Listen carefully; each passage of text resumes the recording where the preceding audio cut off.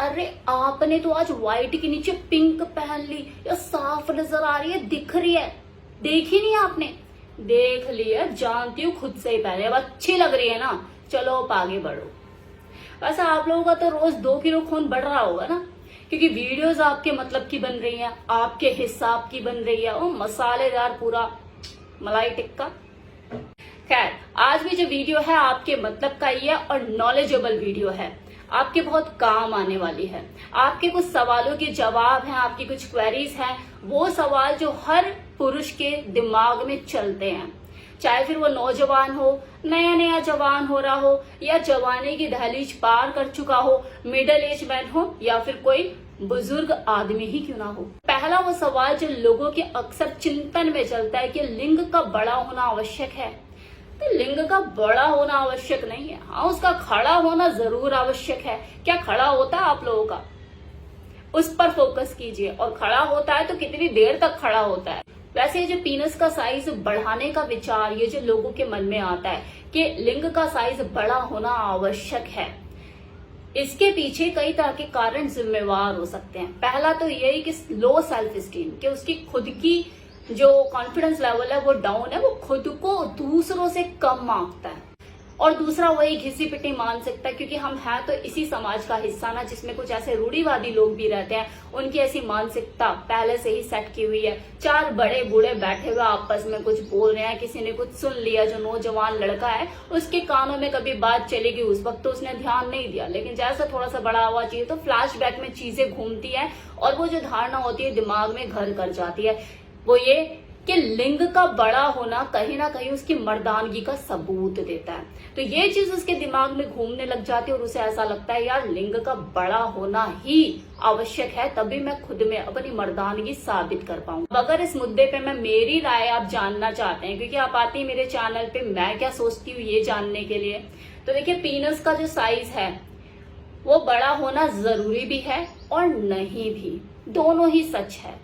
अब इसमें सच क्या है कि अगर लिंग का साइज आपका जरूरत से ज्यादा छोटा है, इतना छोटा कि यार बच्चे जैसा लगता है, तो कोई भी लड़की या कोई भी महिला अंदर नहीं डलवाना चाहेगी। उससे बड़ा अजीब सा लगेगा, अंदर जाके कहीं गुम ना हो जाए, ढूंढना ना पड़ जाए ऐसा मुझे। तो वहीं अगर जो साइज है वो जरूरत से ज्यादा बड़ा, ओवर साइज है, तब भी कोई जो स्त्री है वो बचना शुरू कर देगी कि यार ये दिक्कत करेगा मुझे, मैं नहीं ले सकती इसे अपने अंदर, ये मुझे मजा देने की बजाय सजा देगा।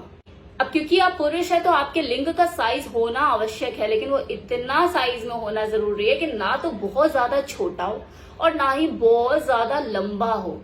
एंड वी आर ब्लेस्ड, क्योंकि साइंटिस्टों का ऐसा मानना, उनकी रिसर्च कहती है कि इंडियन मेल का जो एवरेज साइज होता है पीनस का, वो 4.5 इंच से लेके 5.5 इंच तक होता है, जो कि ना तो बहुत ज्यादा छोटे में आता है और ना ही बहुत ज्यादा बड़े में आता है।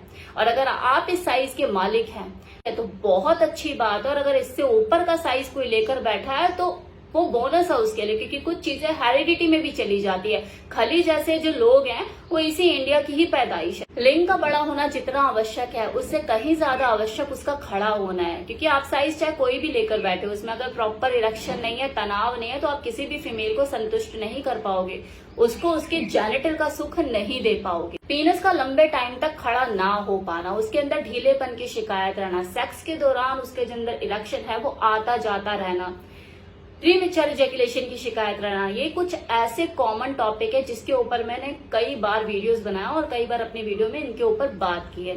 शायद आप लोगों ने वो वीडियोस देखे हो, नहीं देखे हैं तो जाके मेरे चैनल को विजिट कीजिए, आपको इससे रिलेटेड सारी समस्याओं का समाधान मेरी वीडियो में मिलेगा।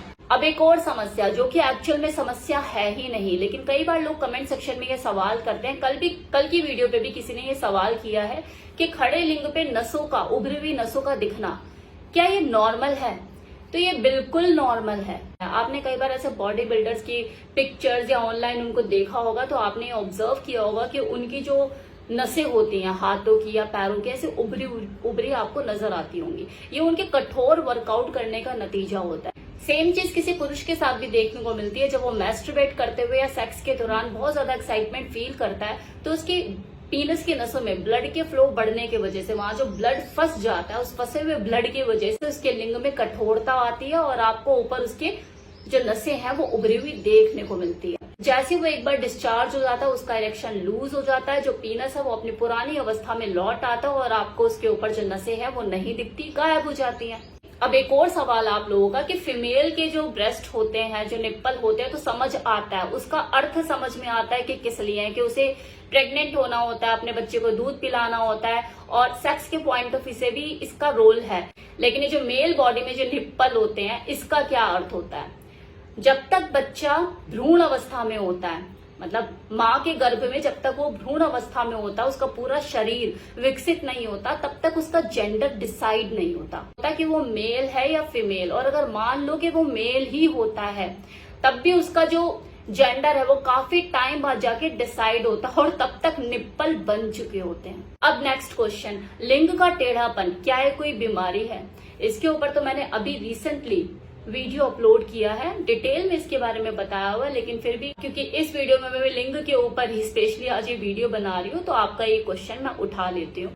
अमूमन जब किसी पुरुष का लिंग खड़ा होता है एक्साइटमेंट के बाद, तो ज्यादातर जो पुरुष है उनका जो पीनस है वो लेफ्ट, राइट, अपवर्ड या डाउनवर्ड की तरफ थोड़ा सा झुक जाता है। नाक की सीध में किसी का खड़ा हो ऐसा कम ही होता है लेकिन कम ही होता है। अगर सेक्स के दौरान जब आप इंटरकोर्स करते हैं, अपने फीमेल पार्टनर के साथ इन आउट करते हैं और आपको कोई ऐसी समस्या पैदा नहीं होती, इजीली सब कुछ हो जाता है, कोई दर्द, कोई परेशानी, कोई सूजन ऐसा कुछ महसूस नहीं होता, कोई अड़चन नहीं आती, तो आपका ये जो टेढ़ापन है ये साधारण है, ये किसी भी बीमारी का संकेत नहीं है। वहीं इसके विपरीत अगर आपके पीनस में इतना ज्यादा टेढ़ापन है कि जब आप इंटरकोर्स करते हो तो आपको परेशानी होती है, समस्या पैदा होती है, दर्द होता है, पीनस के अंदर खिंचाव होता है, तरीके से हो नहीं पाता, वो इन आउट वाला सेशन आपके लिए प्लेजरेबल नहीं होता, आपको दिक्कत परेशानी होती है, तो ये जरूर आपके साथ किसी बीमारी का संकेत हो सकता है जो आपको पता ना हो, कोई गांठ हो जो आपको पता ना हो, तो आपको इसके लिए किसी स्पेशलिस्ट, किसी डॉक्टर, किसी एंड्रोलॉजिस्ट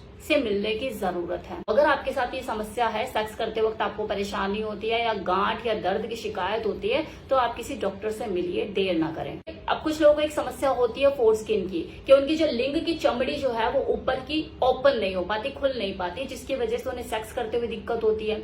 उन्हें यूरिन के टाइम पे अपनी स्किन को पीछे करके यूरिन पास आउट करने में दिक्कत होती है। इसके लिए आपको चाहिए कि आप ऑयल लगा के, सरसों का तेल आप यूज कर सकते हैं, आप उस जगह पे ऑयल लगा के स्किन को ऊपर नीचे ऐसे ऐसे करके स्ट्रेच करें, कुछ दिनों में वो फ्लेक्सिबल होकर नीचे उतर आएगी।